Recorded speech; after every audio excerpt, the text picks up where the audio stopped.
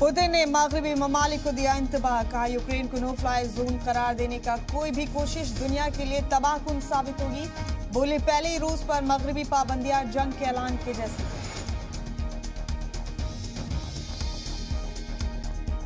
Ukraine के वजीर खारजा Kuleba की पे मोदी से अपील, का जंग रोकने के लिए करें अपने असर का इस्तेमाल। पुतिन से करे बात, मीडिया के मुआविन चैनल बियॉन्ड से की बात।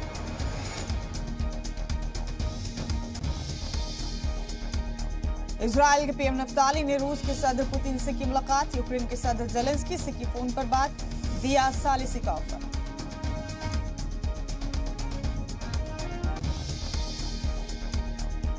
रूस की फौज को लेकर यूक्रेनी मीडिया का दावा, गुज़िश्ता 24 घंटे में रूस के 9 फाइटर जेट्स मार गिराए गए। तस्वीरें भी की साझा। हिंदुस्तानियों को लाने का ऑपरेशन गंगा जारी। हंगरी के बुडापेस्ट से दिल्ली पहुंचा खुसूसी तैयारा। रास्ते में हैं 3 और तैयारे। आज पहुंचेंगे कुल 1320 तलबा।